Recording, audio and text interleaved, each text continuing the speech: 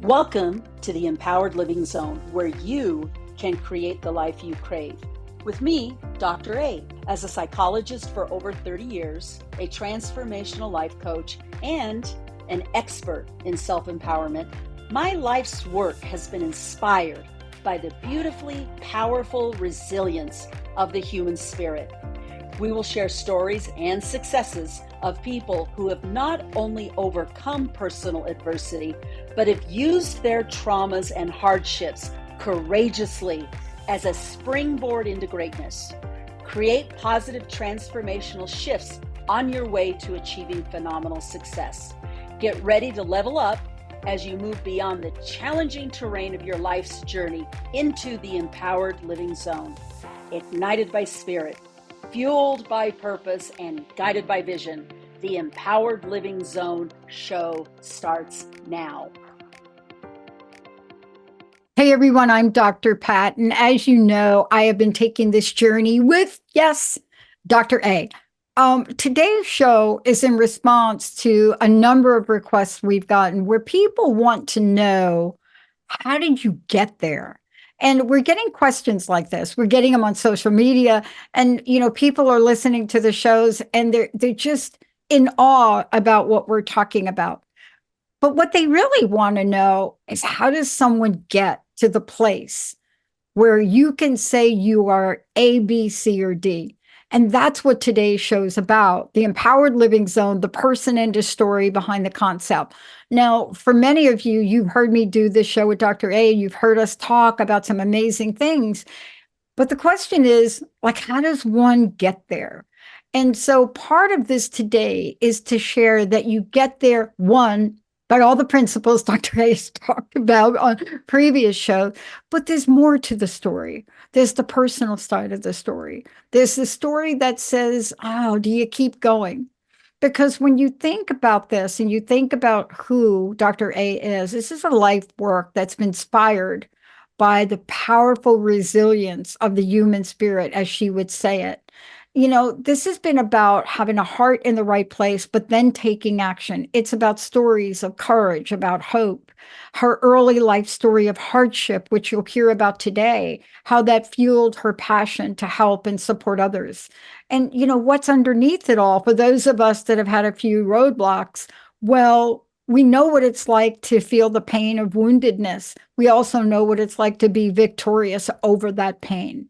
And so many of you out there, we know that that's what you're going through. So today you're going to hear a story. How do you get from that place in life? How do you then go on to school, a bachelor's degree with honors, a master's degree, a doctorate degree? How do you go on and do that?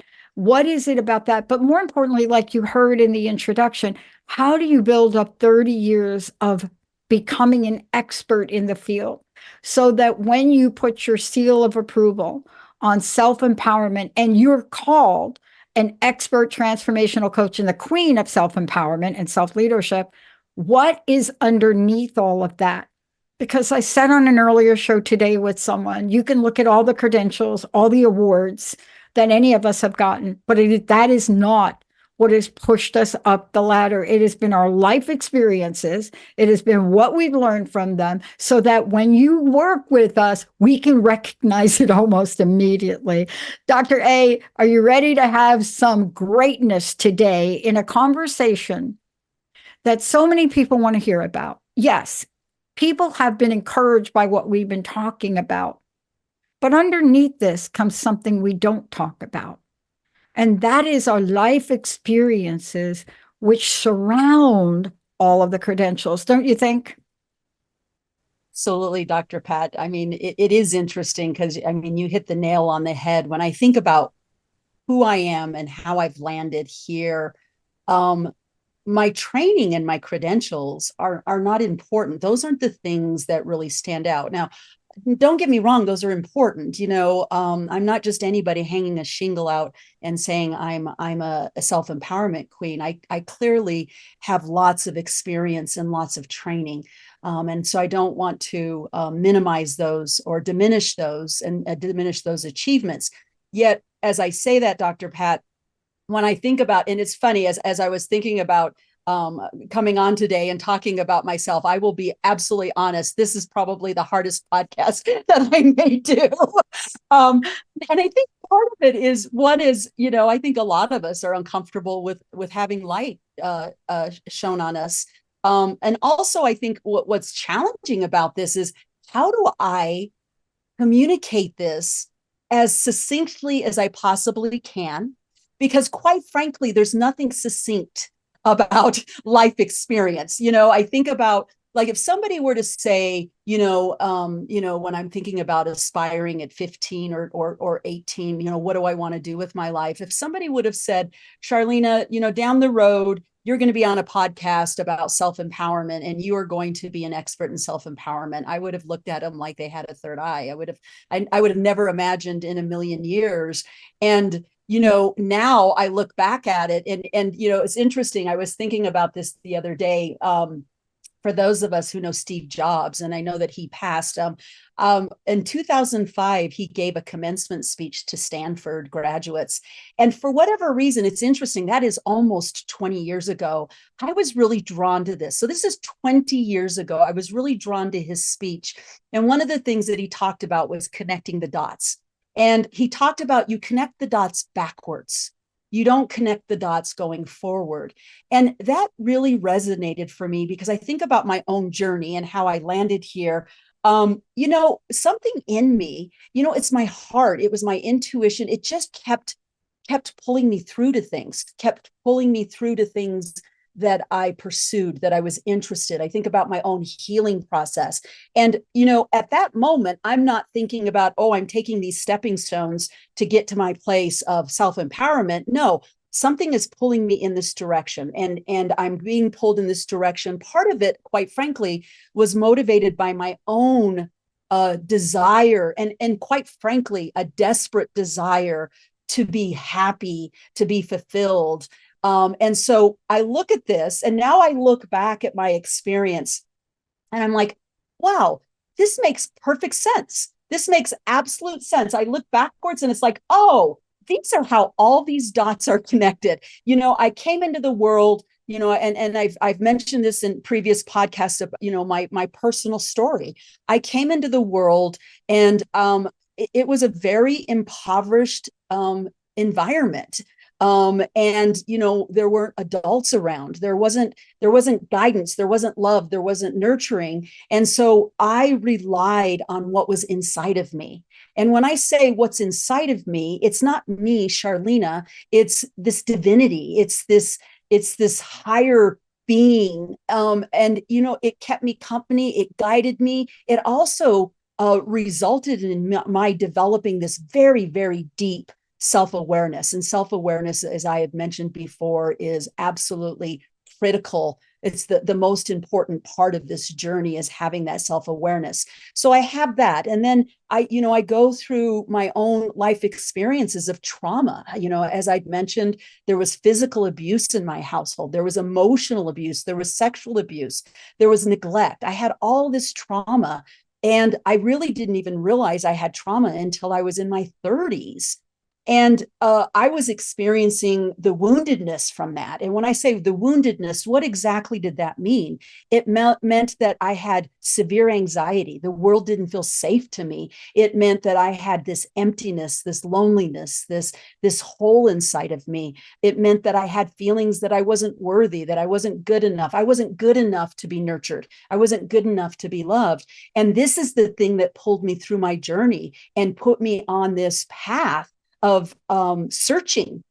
And it's what got me into my spirituality. It's what got me into places of how do I make this different for myself? And these are the stepping stones that took me to the place of empowerment. I wasn't looking for empowerment. I was looking for relief. I was looking for, I want to be able to have a different experience. And this is what led me to self-empowerment.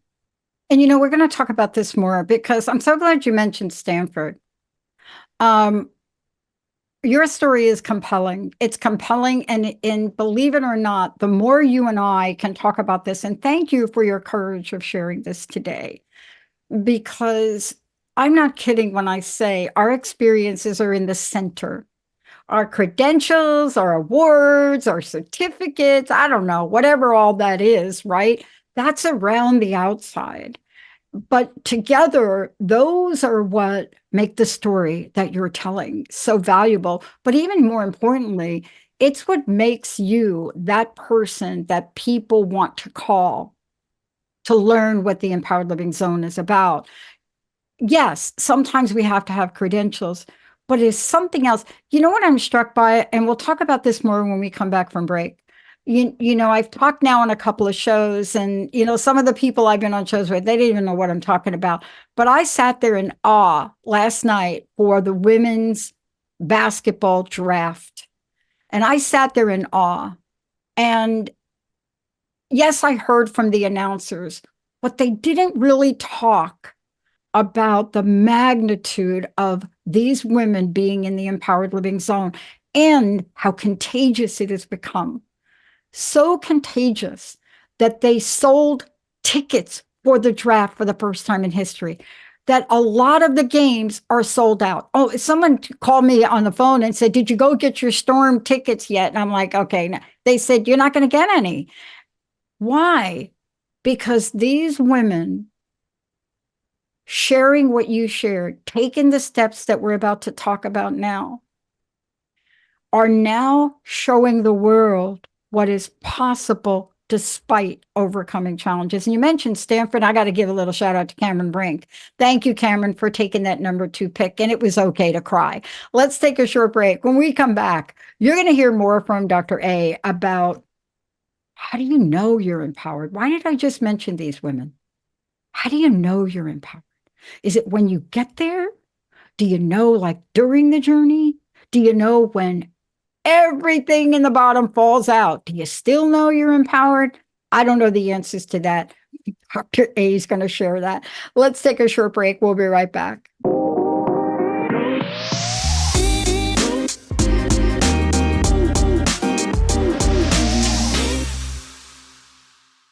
Hey, everyone, you are listening to the Empowered Living Zone with me, Dr. Pat. But today's show, the reason I'm at the helm for a moment is because I've asked Dr. A, and we've talked about this.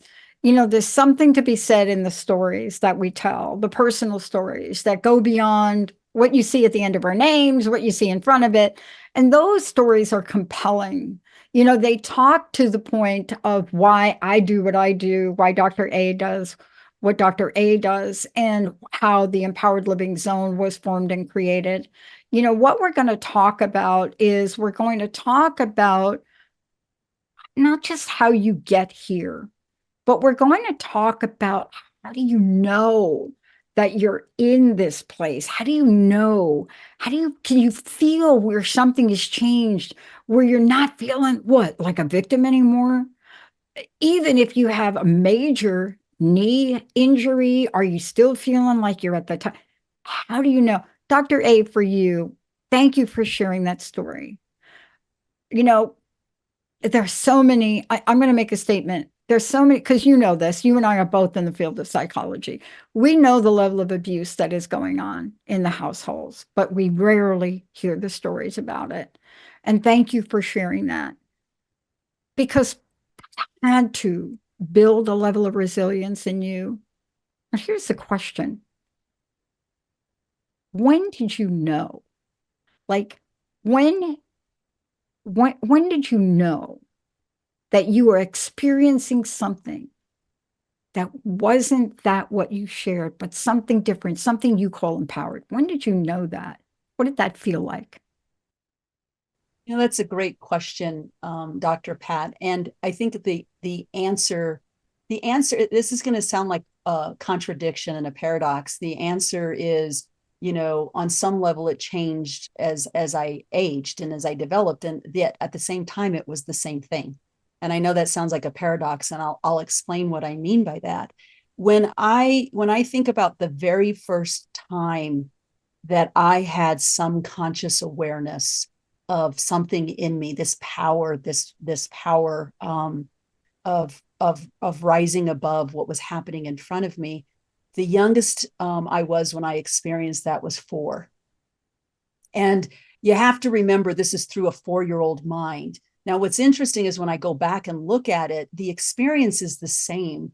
The understanding or the integration of that experience changes as we get older and more knowledgeable and have life experience. And so, what was it at the age of 4? I remember, and this happened multiple times. I remember being in my family, and there'd be something going on, and I would just sit, and I'd actually be standing, and I would be staring at these people in my lives, my caretakers, my siblings, my aunts and uncles, and I would have this experience like, what are you guys doing? Like I was puzzled because it was like, don't you know? Like, how could you not know? And I could experience the difference between their experience of the world, and their experience of the world, quite frankly, was very sad. There was a sense of helplessness. There was a sense of resignation. There was a sense of, keep your head down, and just move through life. There was this emptiness, like they weren't alive. And when I would look at them and I would go, what are you doing? How can you not know this? My internal experience was I was deeply connected to the greater whole. And I felt that. I felt it in so many levels. I felt it like everything is okay. You are taken care of. You are okay. There's a sense of well-being.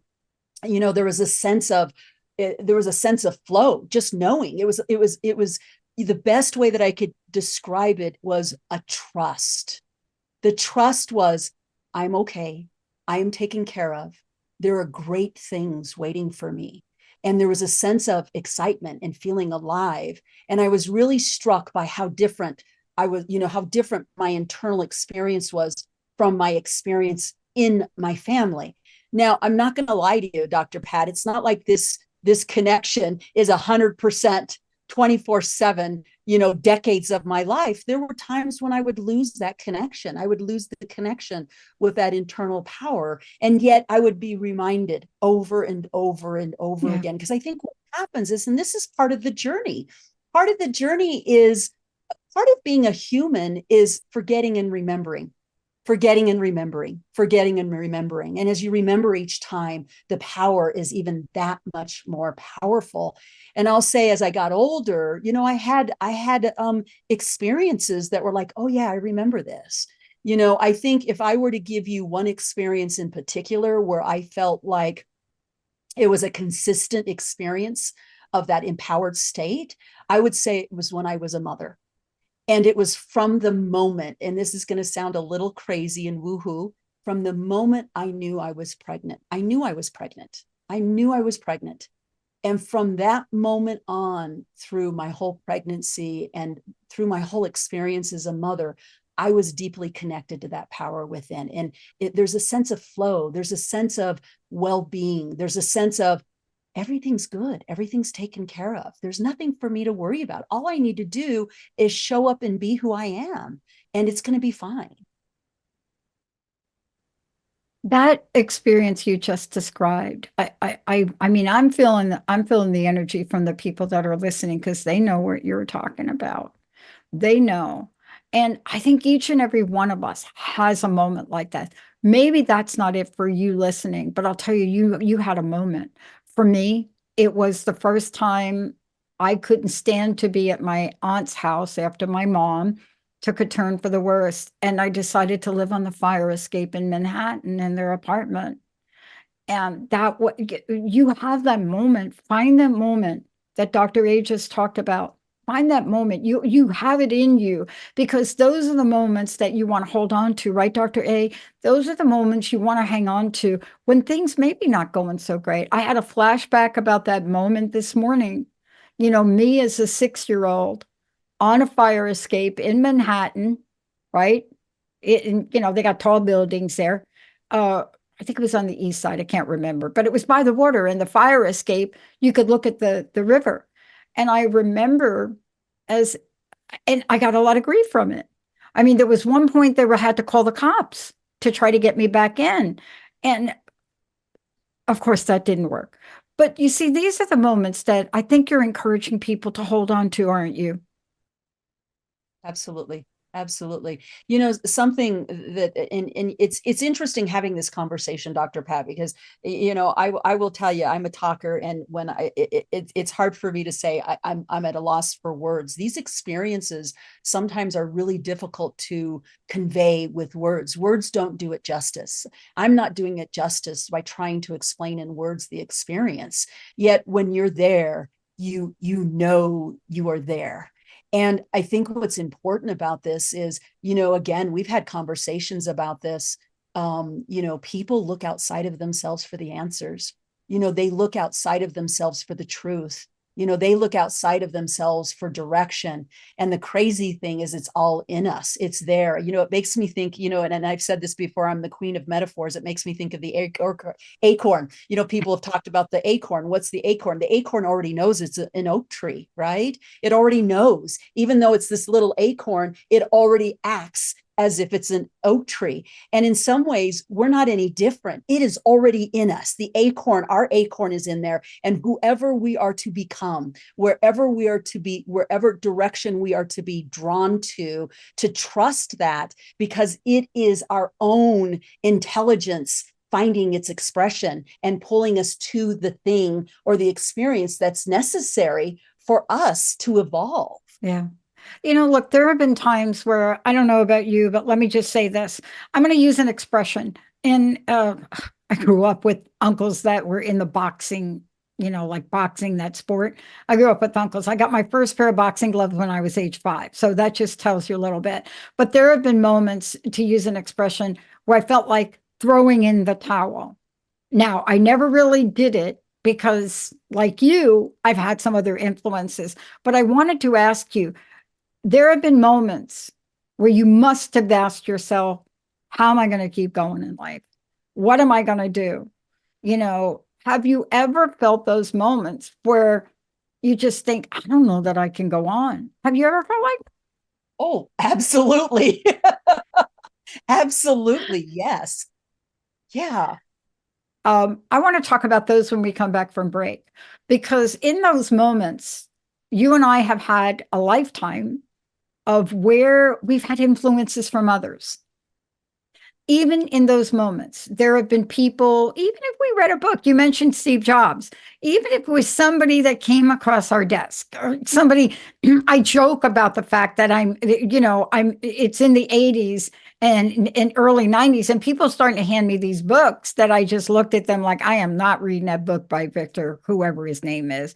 I mean, like, what is he? Is it Frankenstein? No, it was Viktor Frankl. And I'm just like, oh, seriously? I don't have time to read that. I'm too busy. What?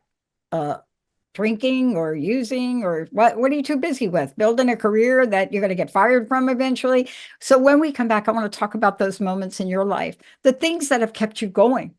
Because you and I are not sitting here because we got a silver spoon or because we are on the water slide at some amusement park. Hello. The only water slide I can think of I've been on is one that you get on at the end. There's no water. So let's take a short break. When we come back, more with Dr. A and more with, what do you want to create? See, what do you want to create? What is that? Don't say no. Don't be afraid. Just watch the movie Dune, and Dune will tell you fear is the little mind killer. When we come back, what do you want to create? What can you do to get help creating it from Dr. A? We're going to tell you how to do that, how to get in touch with her, how to talk about the Empowered Living Zone. But when we come back, I'm curious to know how she picks herself up when she's all grimy and dirty from a life experience. Stay tuned. We'll be right back.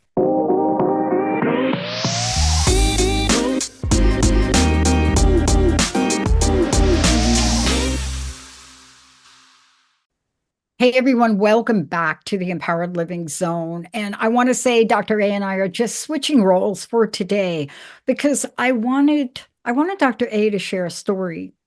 And the reason that this is so important is because so many of you have had a rough time of it here.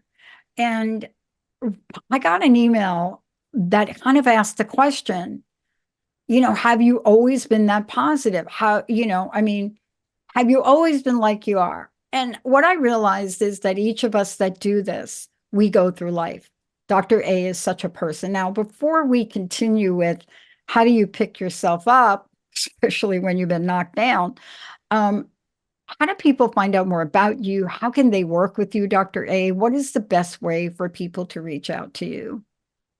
Yes, I mean, if you know, listeners, if there's some listeners out there that are interested in doing this work with me, or they're just interested in what I call psycho spiritual transformational life coaching or empowered living, they are welcome to contact me through my website at www.empoweredlivingcoaching.com. Again, that's www.empoweredlivingcoaching.com. You can go to the contact page, hit the button, fill out your information, and I will respond to any inquiries.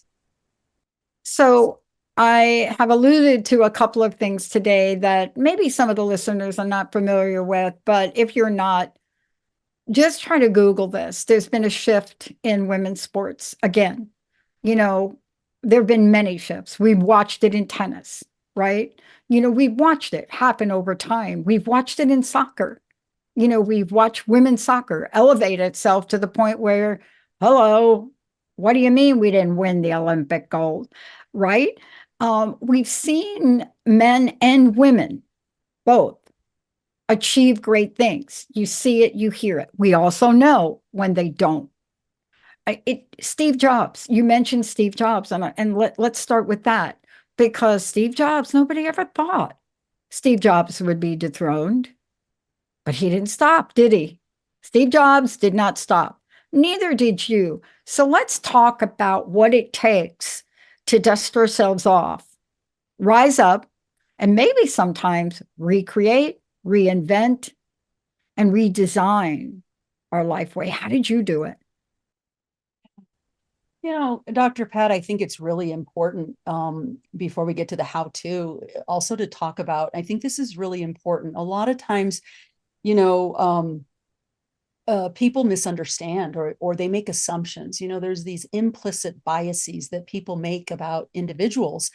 And, something that I think is really important is, I got to this place because of pain.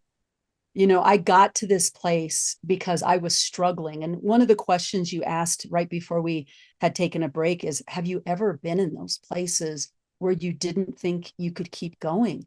And I said, absolutely. And I want the listeners to hear this because I want the listeners to understand that I'm not any different than anybody else out in the world. I have my highs and I have my lows. And I had some particularly rough times in my life. And I will tell you, my first time was at about 15, and I was actually suicidal. I was ready to do it. I was ready to do the deed. I had a plan, and, I was getting in the truck, and something in me told me to go to somebody's house instead. And that's what I did. And that's the thing that saved me that night.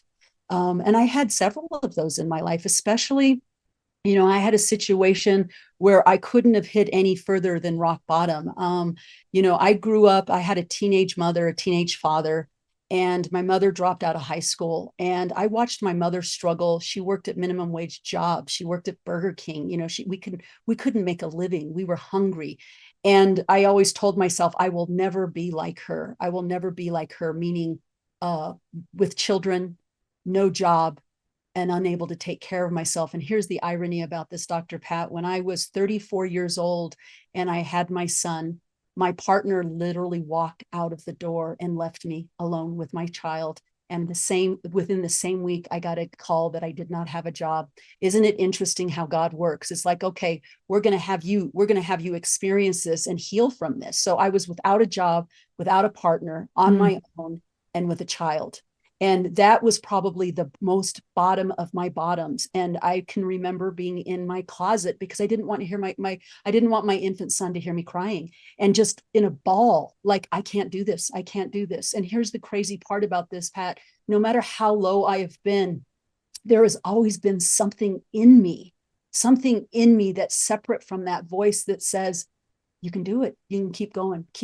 Come on, you can do it. Get up, dust yourself off. Here's something for you. And the something for you, I'll be really transparent about my journey. Dr. Pat, nobody saved me. Nobody knocked at the door and said, hey, here I am, Superman. I'm going to take you out of this. I had to figure it out on my own. And what did I do? I went to books. It's funny that you talked about what the hell do I do with this? that's where I went, because here's the other crazy part about this, Dr. Pat, was this was a silence suffering. It was a silent suffering. Nobody knew what was happening inside. On the outside, I looked great. I looked like I had my shit together. Inside, I was a mess. And I started searching. And I started reading, and I read spiritual texts. I read self-help books. I read all kinds of stuff. And these are the things that brought me some hope. And they also brought me tools. They helped me look at things differently and pull me out of those dark places. And so, when I think about that, going to your question about how do you do this? Yeah. There's no magic. Yeah. There's not a magic pill. There's not a savior. What happened for me is I listened to that voice that was really deep in me. And it guided me. It would guide me to places. And, I do believe in the idea, or I believe in the experience of God, and my concept of God really comes from what I would call the New Thought movement. The New Thought movement presented itself like in the late 1800s, early 1900s. And basically the idea of the New Thought movement was God was not outside of us. We were not separate up from God. We were God. God was in us, and that there was a divine plan, and that we were part of that plan.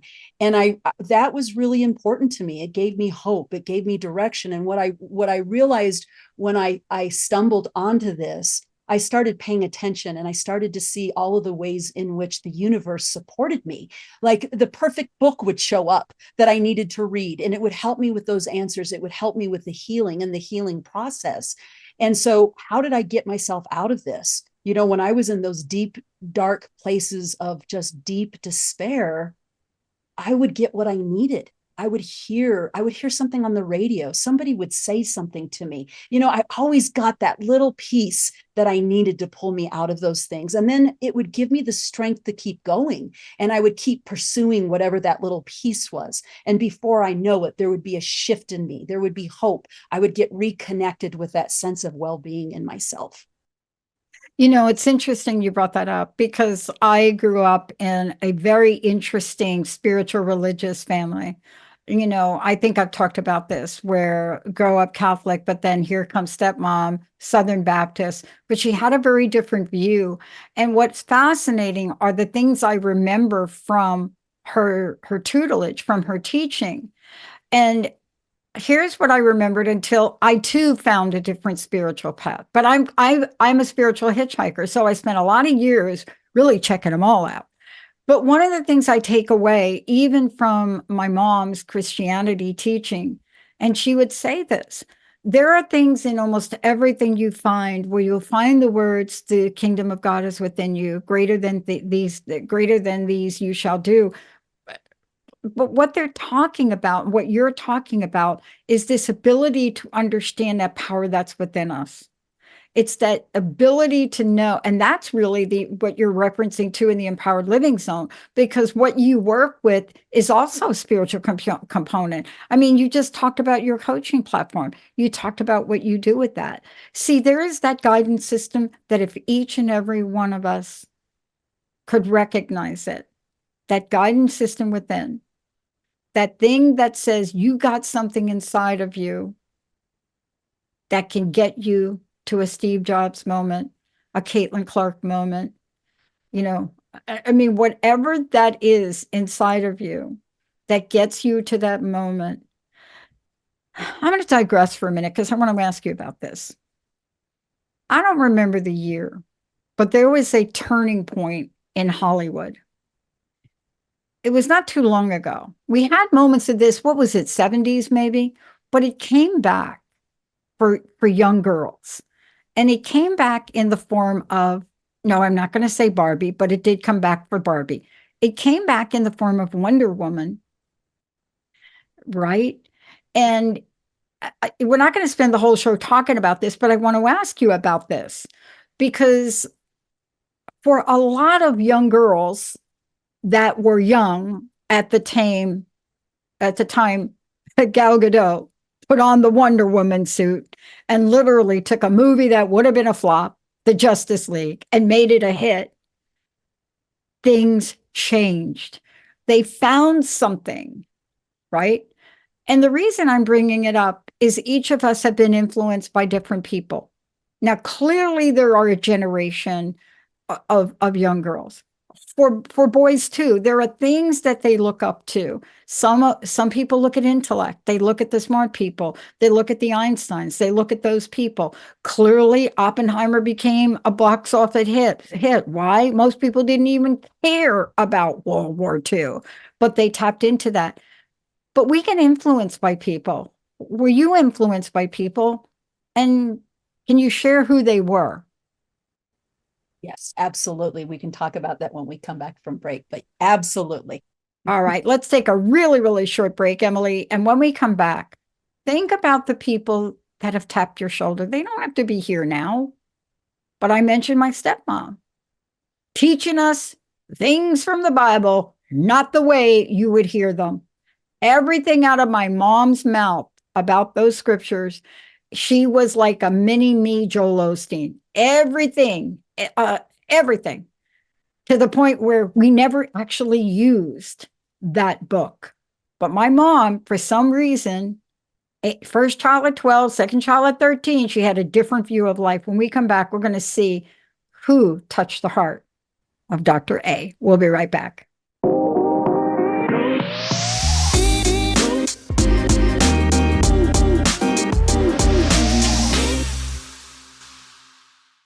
Hey everyone, welcome back. I want to just remind you, you are listening to the Empowered Living Zone with Dr. A. You are meant for more. Now, I want to say our roles are switched here for today because we wanted you to hear a couple of messages. It doesn't matter where you are in life or what you're going through at the moment. We wanted you to hear messages of inspiration, hope, and positive action. And out of this, Dr. A has created a phenomenal practice, coaching and beyond. Can you just, before we get your secret influencers, tell folks how they can work with you?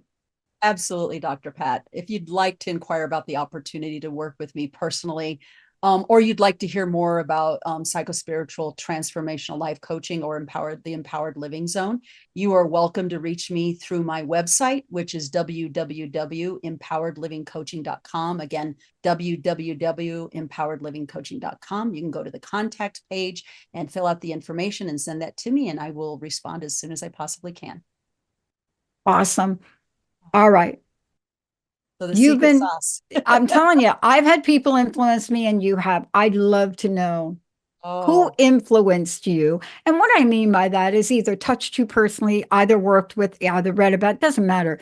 But what are those folks that became role model like for you? Absolutely. And what I'll do, Dr. Pat, I'll start with people that were in my life that really influenced me. I would say it started with my paternal grandmother. She was a Latin woman, very, very, very proud woman. And, she grew up at a time, and quite frankly, I did as well. I grew up at a time where there was racism and there was prejudice. And no matter what, my grandmother, and, my grandmother's first language was Spanish. And she just had this powerful presence to her. And, I just admired her. And I remember her saying, there's a saying in Spanish, it's que sera, sera. And basically what that means is what will be, will be. And my grandmother had this wisdom about her. It's like, what will be, will be. And we will keep our head up high and we will move through it and it'll be okay. And she had a lot of influence on me. And then I had a maternal great grandmother that I absolutely adored. I didn't get to spend much time with her because she lived in another state. But what I loved about her was that she was just love embodied. I had never met a person in my life where I could just be with her and I could feel that love. And it was amazing. I craved it. And so in terms of, personal heroes, I would say that. And also, again, listeners don't know my entire story and the details. I had a high school teacher rescue me at 15. So when I shared the experience that I had when I was suicidal, this teacher actually saved me. She was my angel incarnate, as I said, and she is still in my life today. And she had a big influence on me. Now, these are people in my life and have been in my life. When I zoom out a little bit and I look at who influenced me and influenced the way that I think about things, or what I do or how I show up, I would say that there's kind of two pieces to this. One of them is the spiritual piece. I have always been drawn to spirituality. I just knew intuitively that the answers were there for me. And my first, I did reject traditional religion. I grew up in a very traditional Latino Catholic household, and the concept of God did not make sense to me. Yet I didn't have any other experiences of God other than my own personal. And in my 20s, I happened to stumble on a series of texts, books written by Neil Donald Walsh, Conversations with God. And that opened up my door. It was like, this is it. This is it. And he described God from the perspective that I said earlier, is that God is in us. It's in us, and it's not outside of us. And it really opened up my eyes to what was possible. And a lot of my healing came from spiritual texts. I was very much influenced, like I said before, by the New Thought movement. So I read a lot of Ernest Holmes, for example. I read a lot of William James, Varieties of Religious Experiences. And then other people, that are probably well known now, Thich Nhat Hanh, Pema Chodron. She read a wonderful book that really resonated with me, and it was called The Places That Scare You. And Mark Nepo. I think my favorite spiritual book is by Mark Nepo, the Book of Awakening. That definitely changed my life. When I look at it from more of a secular perspective, or kind of the human growth healing perspective, I would say that a person that's probably had the single most influence on me is Byron Katie. She wrote a wonderful book called Loving What Is. And it's interesting because it's in the same spirit as my grandmother's Que Sera, Sera, is loving what is, not fighting what is not fighting what is right in front of you, not fighting your experience, and trusting that whatever's presented to you is for you. And so, Byron Katie was a big influence on me, as well as Debbie Ford. She wrote a great book called The Dark Side of the Light Chasers. And Colin Tipping wrote a great book called Radical Forgiveness. And it's interesting. I want to share this with you as well, Dr. Pat, that particularly with Byron Katie, Wayne Dyer actually has the similar story, as well as Neil Donald Walsh. One of the things that really resonated for me with each of these people is every one of them came from the bottom. They wrote these books that are so influential in my life after being at their rock bottom, after it being at that place where they were just about to give up.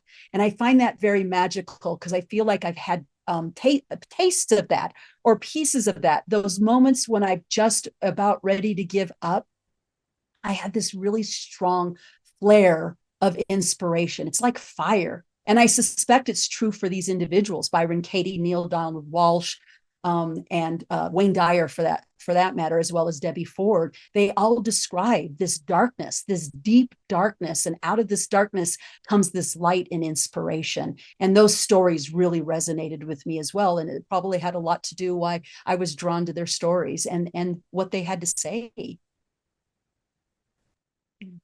Those people that you mentioned, and for those of you that are watching the show, please pause this and go back and look them up, because we're talking about people that changed the landscape and moved from spiritual text into action driven by spirit.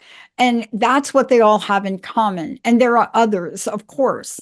But these are folks that when you start on this journey and you happen to come across, or somebody hands you a book, or you happen to listen to a show like this, you think, what did she say? Neil Donald who? Yeah, Neil Donald Walsh, Wayne Dyer, many others, Deepak Chopra. There are so many, and there are some that were influential even outside of this. But what you're saying is, I hear you saying three things. One, boy, These folks were put in front of you. Two, you decided to do something about them, either read their book, studied with them, gone to conferences, whatever that was. And then three, you had to make a conscious decision to change yourself.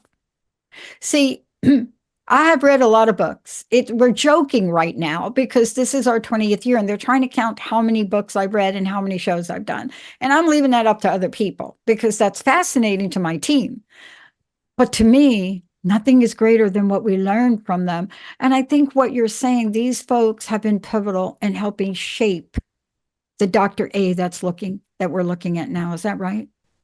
Absolutely, absolutely. And there's one thing that I want to end with today that I think is really important. I think it's reflective in their stories, and I will say that it's reflective in my story as well. And I think this is something, looking back, it all makes sense. And that is, we actually heal others from our own woundedness. That is what is so beautiful about this, is that our ego gets in the way, and we judge our woundedness. We judge it as there's something wrong with us. We're broken. We can't contribute anything because we're broken. And in reality, it's these broken places that our brilliance come from. So it's our woundedness. So when I think about my own experience, I am going to say this, and I'm going to own this. I believe that I am a phenomenal therapist. I'm a phenomenal life coach because I get it. And I actually help others from my own wounded place. And that is where the magic happens. Yeah. Yeah. I'm so glad you said that because that is why we're doing the show. You and I have both of that in common. Yes, there are other things we can talk about what we've learned and how we've learned them. But I don't know about you. When I went on for my doctorate, I studied something, and that something I studied was a serious point of woundedness in my life. My dad broke every promise he ever made to me, my mom, my stepmom, and my stepsisters. So it wasn't a mistake that I studied the consequences of broken promises for 10 years. I'm not telling people to do that, but to your point, don't dismiss your woundedness. Embrace it. Right? Absolutely. Absolutely. What's your personal message? What would you like to leave us with? And again, please let folks know how they can work with you. Yes, yes. I think my personal message is just to trust the journey. Trust the journey. Whatever you experience, the ugly, the dark, the beauty, the light, all of it is intentional, all of it's purposeful, and all of it takes you to who you are to become. And don't discount any experience, and don't judge any experience. And I think that's my message.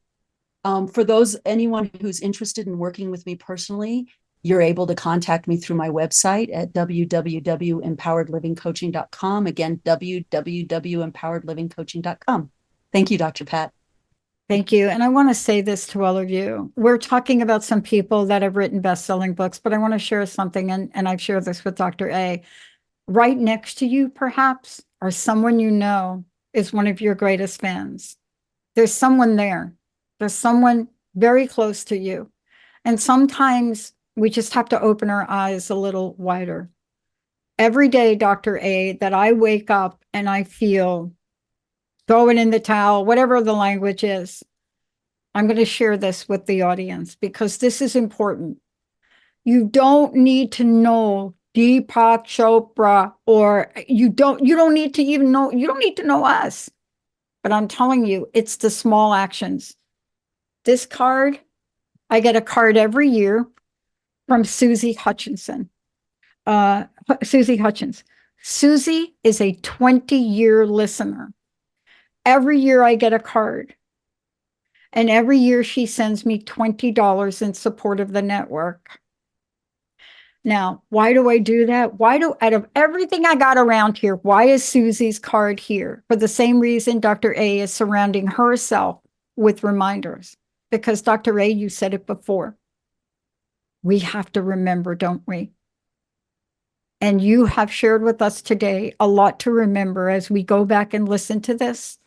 What we walk away from is a memory of you from this show, of someone who understands the pain and the depth of it. So many places in life, and yet here you are. Now you're in service of countless people, and you're not done. Thank you for sharing this today. Thank you. Thank you, Dr. Pat. Thank you for helping us remember that we have to remember. And thank you, Susie. Thank you. Thanks to all of you. You're the best audience in the world. You're amazing. And we've got lots more to come from the Empowered Living Zone. We'll see you next time.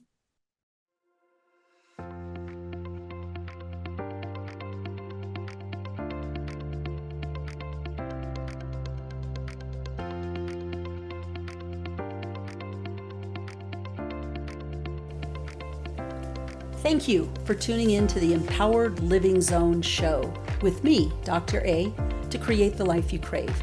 Tune in on the first and third Tuesdays at noon Pacific time on transformationtalkradio.com and get ready for another show. Say yes to creating positive and empowering change in your life and move beyond life's challenging terrain into the zone of success. Be ignited by spirit, fueled by purpose, and guided by vision in the Empowered Living Zone. For more information on how to do deep transformational work with me and to create the life you crave, visit empoweredlivingcoaching.com. That's empoweredlivingcoaching.com. See you next time.